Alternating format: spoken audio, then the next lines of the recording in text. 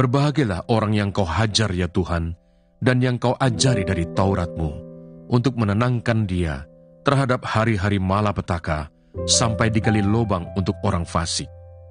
Sebab Tuhan tidak akan membuang umat-Nya, dan miliknya sendiri tidak akan ditinggalkannya. Sebab hukum akan kembali kepada keadilan, dan akan diikuti oleh semua orang yang tulus hati. Siapakah yang bangkit bagiku melawan orang-orang jahat?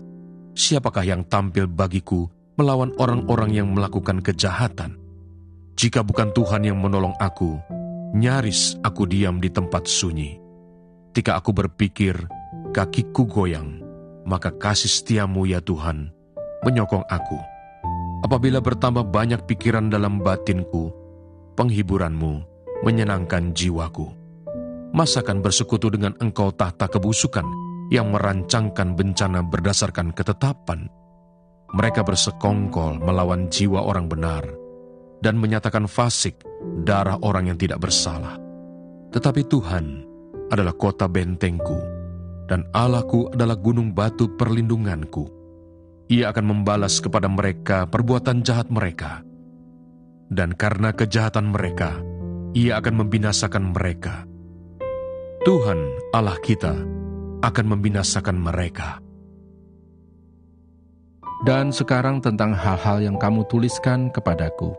Adalah baik bagi laki-laki kalau ia tidak kawin, tetapi mengingat bahaya percabulan, baiklah setiap laki-laki mempunyai istrinya sendiri, dan setiap perempuan mempunyai suaminya sendiri. Hendaklah suami memenuhi kewajibannya terhadap istrinya, demikian pula istri terhadap suaminya. Istri tidak berkuasa atas tubuhnya sendiri, tetapi suaminya. Demikian pula suami tidak berkuasa atas tubuhnya sendiri, tetapi istrinya.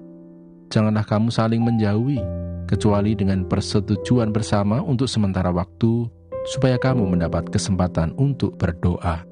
Sesudah itu hendaklah kamu kembali hidup bersama-sama, supaya iblis jangan menggodai kamu, karena kamu tidak tahan bertarak. Hal ini kukatakan kepadamu sebagai kelonggaran, bukan sebagai perintah. Namun demikian, alangkah baiknya kalau semua orang seperti aku, tetapi setiap orang menerima dari Allah karunia-Nya yang khas, yang seorang karunia ini, yang lain karunia itu. Tetapi kepada orang-orang yang tidak kawin dan kepada janda-janda, aku anjurkan, supaya baiklah mereka tinggal dalam keadaan seperti aku. Tetapi kalau mereka tidak dapat menguasai diri, baiklah mereka kawin, sebab lebih baik kawin daripada hangus karena hawa nafsu. Kepada orang-orang yang telah kawin, bukan aku, tetapi Tuhan, perintahkan supaya seorang istri tidak boleh menceraikan suaminya. Dan jikalau ia bercerai, ia harus tetap hidup tanpa suami atau berdamai dengan suaminya. Dan seorang suami tidak boleh menceraikan istrinya.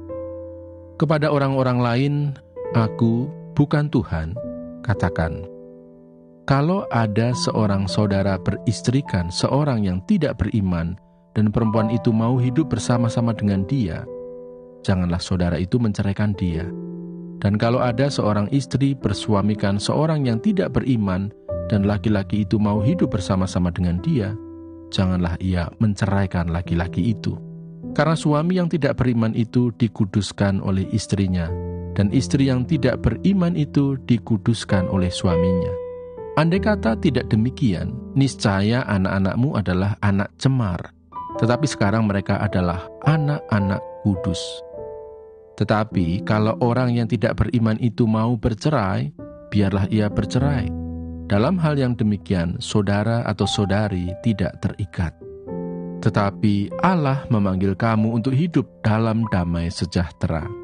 Sebab bagaimanakah engkau mengetahui, hai istri, apakah engkau tidak akan menyelamatkan suamimu? Atau bagaimanakah engkau mengetahui, hai suami, apakah engkau tidak akan menyelamatkan istrimu? Segala sesuatu sia-sia.